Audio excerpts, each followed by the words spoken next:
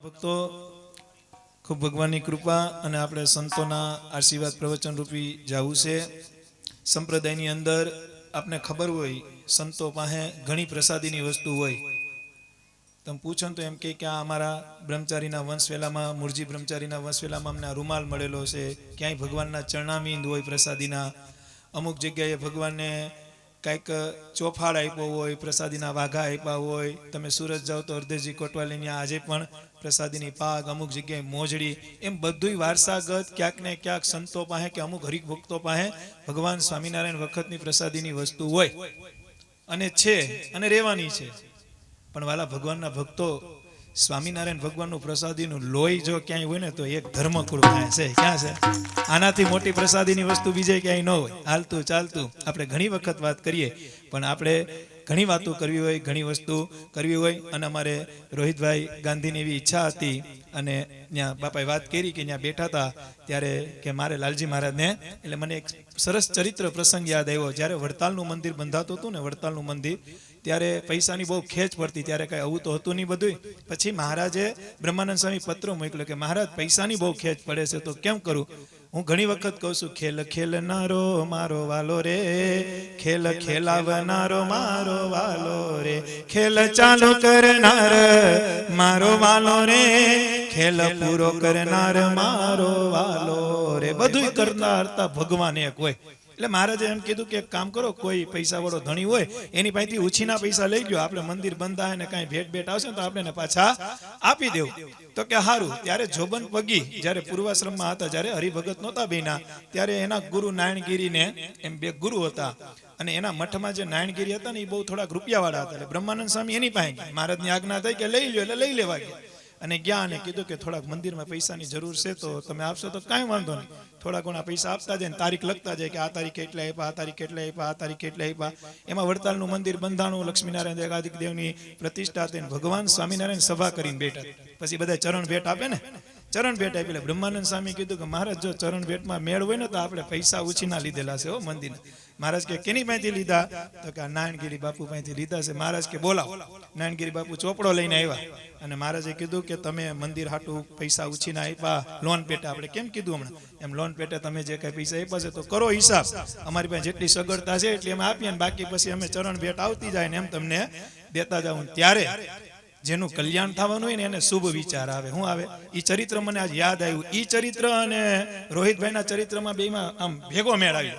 એની એ આખી જે બુક હતી ખાતાની, જે મંદિરની, એ બુક ભગવાન સ્વામિનારાયણને આપીને કીધું કે મહારાજ હિસાબ કિતાબ તો લખવો જ પડે, હિસાબ કિતાબ તો લખવો પડે. એટલે મારા ફરજ રૂપે મેં લખ્યો છે.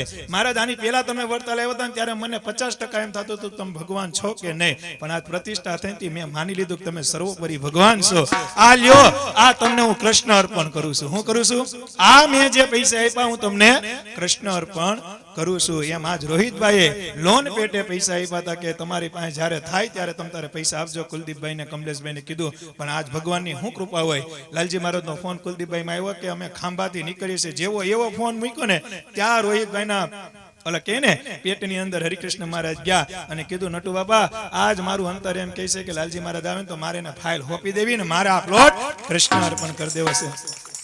અને અને આ બધી બધાને ખબર જ છે. અહીંયા જે મંદિર બંધાય છે, અહીંયા જે મંદિર બંધાય છે એ ભગવાન સ્વામિનારાયણની આજ્ઞાથી અને ધર્મકુળના આશીર્વાદ આજ્ઞાથી બને છે.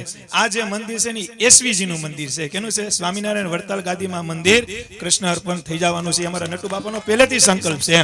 એટલે એ બધી પણ તૈયારી છે. એટલે બધાય ખૂબ સભાનો લાભ લેજો. હવે આપણે સંતોના પ્રવચન આશીર્વાદ, કારણ કે ફાઇલ રોહિતભાઈ દેવી છે પણ હમણાં ફાઇલ મંગાવી છે. વર્ણિવેશ રમણીય દર્શન મંદાહસ્ત રુચિરા નાનામજમ પૂજિતમ સુરનરોત્તમૈર્મુદા ધર્મનંદનમહં વિચિંતયે. ઈષ્ટદેવ ભગવાન શ્રી સ્વામિનારાયણ, વડતાલ શ્રી લક્ષ્મીનારાયણ દેવ ગાદી પીઠાધિપતિ 1008 આચાર્ય મહારાજ શ્રી અજેન્દ્ર પ્રસાદજી મહારાજ આપણને સૌને દર્શનનું સુખ આપી રહેલા ભાવિ આચાર્ય લાલજી મહારાજ શ્રી નૃગેન્દ્ર પ્રસાદજી મહારાજ, દબાણ આશ્રમથી પધારેલ પૂજ્ય પુરાણી સ્વામી માધવ પ્રસાદજી સ્વામી, ઘનશ્યામ વલ્લભ કોઠારી શાસ્ત્રી સ્વામી, પૂજ્ય રામ સ્વામી, છપૈયા સ્વામી, બ્રહ્મનિષ્ઠ સર્વે સંતો, શ્રીજી મહારાજના લાડીલાભ સર્વે ભક્તજનો, ભગવાનની જ્યારે આપણા પર ખૂબ કૃપા થાય ને ત્યારે આવો અવસર મળતો હોય છે. કોડીનાર ગામના આજુબાજુના વિસ્તારના ભક્તો ખૂબ ભાગ્યશાળી છે, જેથી આજે આપણે આંગણે લાલજી મહારાજ મંદિરનું ખાતમુહૂર્ત કરવા અને આપણને સૌને આશીર્વાદ અને દર્શન આપવા પધાર્યા છે.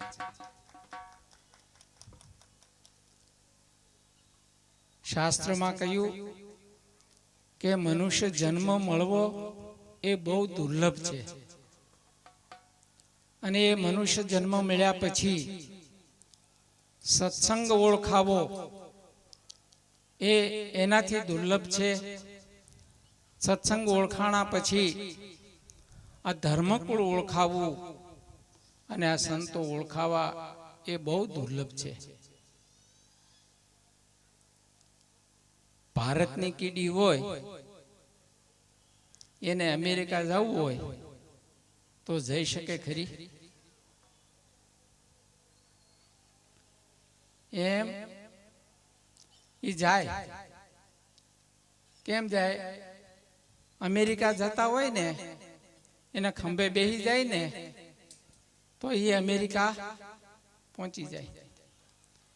એમ આ જીવ ગમે એટલા સાધનો કરે પણ અષ્ટ આવરણને પાર કરી અક્ષરધામમાં ભગવાનની સેવામાં પહોંચવું બહુ કઠણ છે. પણ આવા ધર્મકુળનો રાજીપો થઈ જાય અને સત્સંગ ઓળખાઈ જાય તો પેલી કીડી જેમ ખંભા ઉપર બેસી જાય તો અમેરિકા પહોંચી જાય ને એટલું આપણે હેલું થઈ જાય. પણ એ ક્યારે? કીડી હખણી બેહે તો.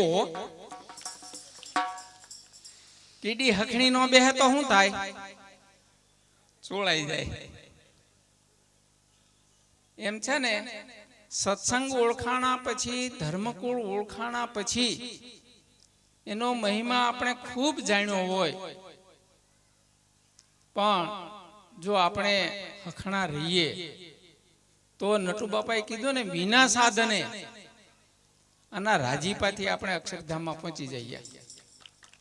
આપણે ખેડૂતો હોય છે, આમાં કોઈ હોય તો આપણે મોટર ચલાવીએ કે મશીન ચલાવીએ, 24 કલાક હાલે તો બહુમાં બહુ તો 5 વીઘા પલ્લે, પણ વરસાદ આવે તો અડધી કલાકમાં તો રેલમ છેલ થઈ જાય. એ શું કહેવાય? કૃપા. ક્રિયા સાધ્ય ભગવાનને પ્રાપ્ત કરવા બહુ કઠણ છે અને કૃપા સાધ્ય સહેલા છે. એમાંય તમે ભાગ્યશાળી છો કે લાલજી મહારાજે સામેથી કીધું અમે આવીએ. આજ શું છે? આજ આપણે માટે સરળ માર્ગ છે. મનુષ્ય જન્મ મેળવવા માટે છે ને, મનુષ્ય જન્મ તો મળ્યો, પણ આ મનુષ્ય જન્મ શું કામ મળે છે? ભગવાન મેળવવા મળે છે. ભગવાન મેળવવા માટે. ભગવાન ત્યારે જ મળશે કે ભગવાનનું ભજન થશે ને તો, અને આવા મહાપુરુષોની આપણા ઉપર કૃપા થશે ને તો ભજન કરવાનું જે સાધન છે ને એ આપણે ત્યાં આ પ્લોટ છે ને નટુભાઈ, આપણે શાકોત્સવ કર્યો હતો ને ત્યારે અહીંયા આપણે આવ્યા હતા. શાકોત્સવ કર્યો ને ત્યારે અહીંયા આપણે જોવા આવ્યા હતા. હે? હા. એટલે ભગવાનનું નામ સમજશે ને. જો અત્યારે તમારે ખાલી કોઈ પણ આયોજન કરો ને તો એને માટે ખર્ચો થાય, પણ ભગવાનના ભજનમાં કાંઈ ખર્ચો ન થાય. એમાંય તે તમારે મંત્ર જાપ કરવો હોય ને, બીજા મંત્રો, ગાયત્રી મંત્ર કરો કે બીજા કોઈ પણ પ્રકારના મંત્ર જપવા હોય ને તો તમારે દેહ શુદ્ધિની આવશ્યકતા છે. પણ સ્વામિનારાયણ મંત્ર એવો છે કે પવિત્ર દેહે અપવિત્ર દેહે ગમે એવા દેહે તમે જાગીને હુતા હુતા બેઠા બેઠા હાલતા ચાલતા ખાતા પીતા દરેક ક્રિયાને વિશે એનો મંત્ર જાપ થાય. તો આ મંત્ર જાપ દરેક જગ્યાએ થાય. ઓલું તો તમારે પવિત્ર જગ્યાએ યજ્ઞ કરવો હોય કે મહાપૂજા કરવી હોય તો બધું તમારે સ્થળની પવિત્રતા શુદ્ધતા જોઈએ. આ તો તમારે ગમે શમશાનમાં થાય ને મંદિરમાં થાય ને ગમે એવી જગ્યાએ બોલાય, મનમાં બોલાય ને જોરથી નહીં બોલાય. ભગવાનનું નામ કેમ લેવાય? કોઈ બાજુમાં હોય, આપણે કઈ કથા વાર્તા થતી, ભજન થતા હોય, આજુબાજુ વાળા એમ કે ભાઈ અમને ડખો નડે, તો આ તો મનમાં લેવાય. કોઈ કે ભાઈ અમને મનમાં સ્વામિનારાયણ સ્વામિનારાયણ સ્વામિનારાયણ કરી. ટૂંકમાં ભગવાનનું ભજન કરવું સહેલામાં સહેલું છે, સસ્તામાં સસ્તું છે. અને હાજોય કરે, ગાંડોય કરે, સ્ત્રી કરે, પુરુષ કરે, ધર્મના જ્ઞાતિનો કોઈ બાદ નહીં, ગમે તે કરી શકે. તો મનુષ્ય દેહ આપણને ભગવાન મેળવવા માટે મળ્યો છે. ભજન કરવું, અને જેટલા જેટલા આગળ વધ્યા છે ને એ ભગવાનના ભજને કરીને વધ્યા છે. પણ એમાં ધર્મકુળની કૃપા હોય ને એમાં ભળી હોય પછી તો વિશેષ આગળ આવે. એટલે આપણે છે ને સત્સંગ ઓળખાણો એ સત્સંગે કરીને અને ધર્મકુળના આશ્રય કરીને આ સંતોના મહિમા એ કરીને આપણે ભગવાનના ધામમાં નટુબાપાએ કેમ પહોંચી જશું. પણ આપણે હખણા રહેશું તો, નહીં તો પછી ગમે એવું કહે ને વર્તન ગમે એવું છે ને એને કરીને ધામમાં પહોંચાય ને. એક વાત હું કહી દઉં, નટુબાપાના એ બધા સત્સંગ સમજણી વાળો છે, મોટો નથી પણ સમજણી વાળો છે. એટલે હું એ કહી દઉં કે વડતાલના 18મા વચનામૃતમાં વાંચજો. વડતાલના 18મા વચનામૃતમાં સ્વામિનારાયણ ભગવાને મોટા મોટા સંતોને બોલાવ્યા અને પૂછ્યું કે મારા સત્સંગીએ કઈ કઈ વાત જાણી રાખવી જોઈએ, શી વાત જાણી રાખવી જોઈએ. કારણ કે કોઈક એને પૂછે, હરિભગત હોય ને એને કોઈક પૂછે, અથવા તો એના મનમાં કાંઈક મૂંઝવણ થાય, તો એને સત્સંગની કઈ કઈ વાત જાણી રાખી હોય તો એને તકલીફ ન પડે. ત્યારે મહારાજ જ એનો ઉત્તર કરે છે. એક તો સંપ્રદાયની રીત જાણવી જોઈએ, બીજું ગુરુ પરંપરા જાણવી જોઈએ.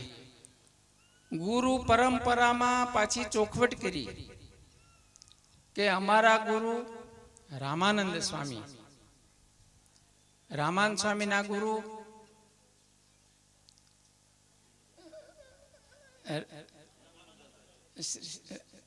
શ્રી રામાનુજાચાર્ય, બરોબર. તે રામાનુજાચાર્યના રામાનંદ સ્વામી અને ઉદ્ધવનો અવતાર એવા રામાનંદ સ્વામીના શિષ્ય તે અમે, એટલું કીધું.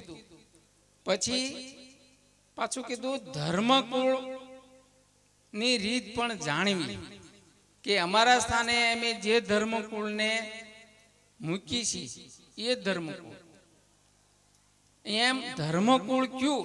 ધર્મકુળ તો ઘણું બધું મોટું છે, પણ જે ધર્મકુળની રીત પણ જાણવી. એટલે ગુરુ પરંપરામાં 3-4 બાબતો કીધી જાણવાની, અને એ સત્સંગીને જ જાણવાની કીધી છે. હું કોને કીધું?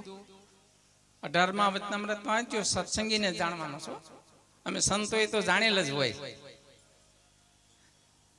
એટલે સત્સંગીએ આ બાબતો જાણી રાખવાની કીધી છે. એટલે ખાસ 18મું વડતાલનું 18મું વચનામૃત વાંચજો. અને એ જો વાંચ્યું હશે, બરાબર સમજ્યા હશું, તો આપણને બીજું સંપ્રદાયમાં ગમે એવી ઉથલ પાથલ થાય, ગમે તે થાય, પણ નટુબાપાએ કીધું ને એ મોક્ષ જોતો હશે ને તો આ વાત જાણી હશે ને તો બીજા ગમે એમ થાય, પણ આપણે આડાવડા થઈશું નહીં. માટે જાજી વાત નથી કેવી.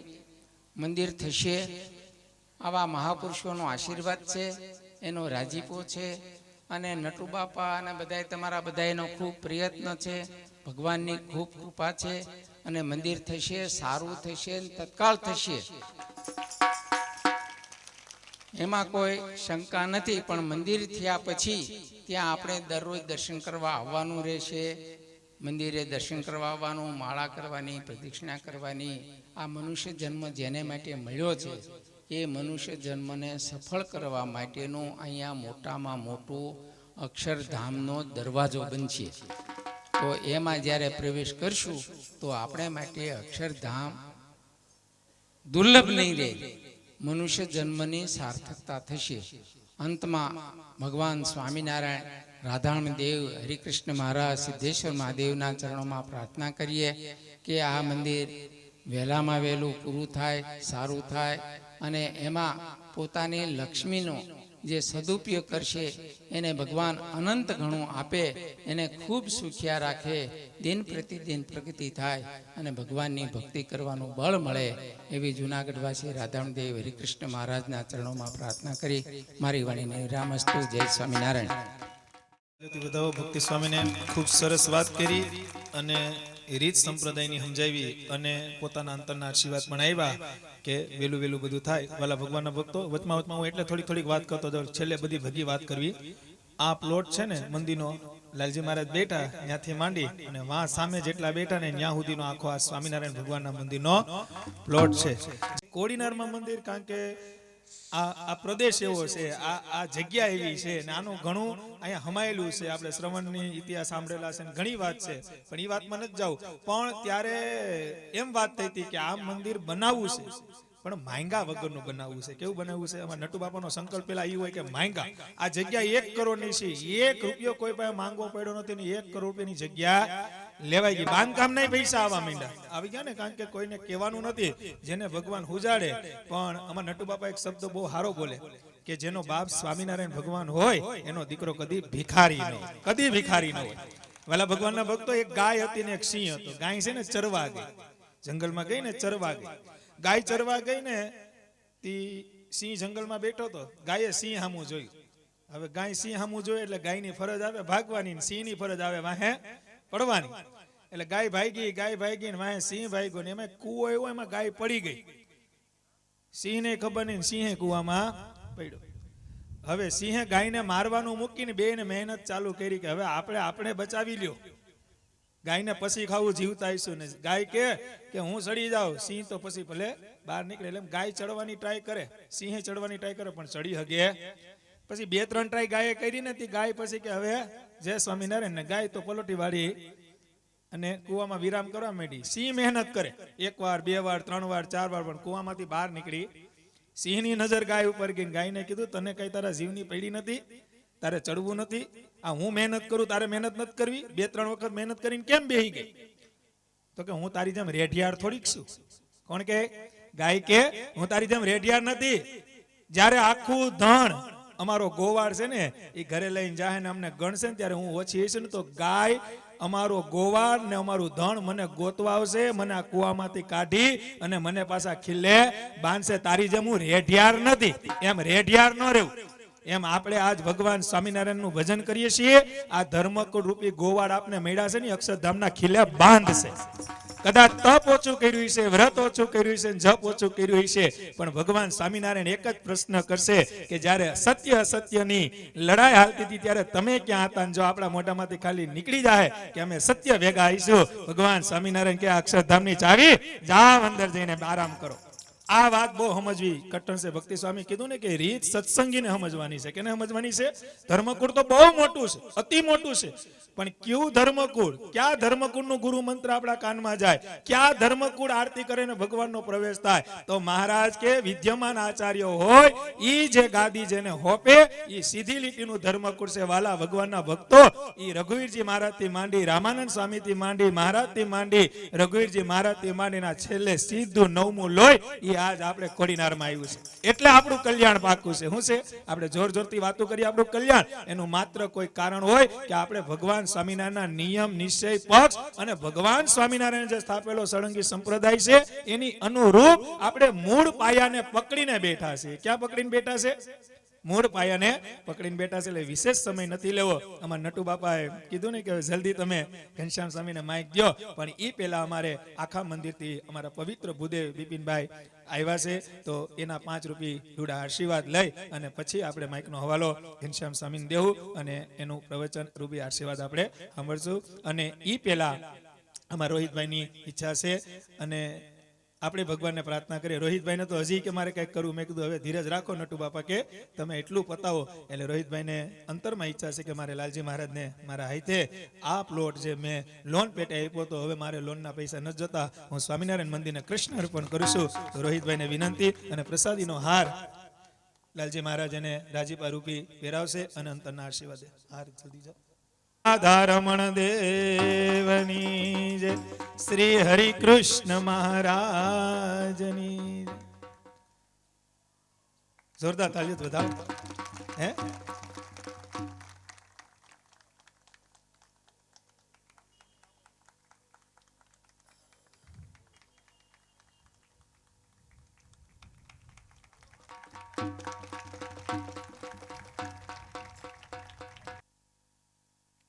વાહ, લાલજી મહારાજ અંતરના આશીર્વાદ દીધા. હવે વાલા ભગવાનના ભક્તો બિપિનભાઈને વિનંતી કરીએ 5 મિનિટ પોતાનો અંતરનો રાજીપો આ મંદિર પ્રત્યે આપે. અને દેવ શ્રી સ્વામિનારાયણ ભગવાન એમના સ્થાને વિરાજમાન વર્તમાન આચાર્ય મહારાજ શ્રી અજેન્દ્ર પ્રસાદજી મહારાજ, ભાવિ આચાર્ય નૃગેન્દ્ર પ્રસાદજી મહારાજ અને સર્વે ધર્મકુળને આશ્રિત એવા સંતો હરિભક્તો બધાને જય સ્વામિનારાયણ. વાલા ભક્તજનો, મહારાજ ગઢપુરનું મંદિર બંધાવતા હતા. બંધાવવાની શરૂઆત કરી અને ત્યારે મહારાજ કે આના માટે ખરડો કરવો છે. એટલે મહારાજે એમ કીધું એટલે ત્યાં એવામાં ભગા દોશી પણ એમાં બેઠેલા અને મહારાજને કે મહારાજ લખો મારા 2500 રૂપિયા. એટલે મહારાજે કીધું ખરડો નીચે મૂકી દો, નથી કરવો ખરડો. અને એ પછી બીજે દિવસે ફરી પાછું મહારાજે કીધું કે ભાઈ ગઢપુર મંદિર બંધાવવું છે ને ખરડો કરવો છે. ત્યારે ભગા દોશીએ કીધું મારા 5000 લખી લ્યો. મહારાજ કે ખરડો નીચે મૂકી દો, નથી કરવો ખરડો. ત્યાર પછી ફરી પાછી સભા થઈ. એમના જ દીકરા શિવલાલ શેઠ સભાની અંદર બેઠેલા અને ત્યારે મહારાજે કીધું કે ગઢપુરમાં મંદિર બંધાવવું છે અને એનો ખરડો કરવો છે. કેમ કે 9 લાખના ધણી હતા એ શિવલાલ શેઠ. એટલે એ સમયમાં 9 લાખના, અટાણના સમયમાં નહીં. એટલે તરત શિવલાલ શેઠે કીધું મહારાજ અડધામાં હું એકલો અને અડધામાં આખો સત્સંગ સમાજ. મહારાજ કે હવે ખરડો શરૂ કરો. એમ વાલા ભક્તજનો, ભગવાને જેને ધન સંપત્તિ આપી હોય એ આ મંદિરની અંદર વાપરજો. એટલે સ્વામિનારાયણ ભગવાન, ધર્મકુળ, નૃગેન્દ્ર પ્રસાદજી મહારાજ, અજેન્દ્ર પ્રસાદજી મહારાજ બધાય રાજી થાય. અને હું પણ મારા અંતર આત્માને રાજીપો કે મહારાજ વહેલું આ મંદિર પૂરું કરે એવું આખાવાસી હરિકૃષ્ણ મહારાજના ચરણમાં પ્રાર્થના કરું કે મહારાજ વહેલું આ મંદિર પૂર્ણ થાય અને નૃગેન્દ્ર પ્રસાદજી મહારાજ મૂર્તિ પ્રતિષ્ઠા કરવા પધારે એવું આખાવાસી હરિકૃષ્ણ મહારાજના ચરણમાં પ્રાર્થના કરી અને મારી વાણીને વિરામ આપું. બોલો સહજાન સ્વામી મહારાજ.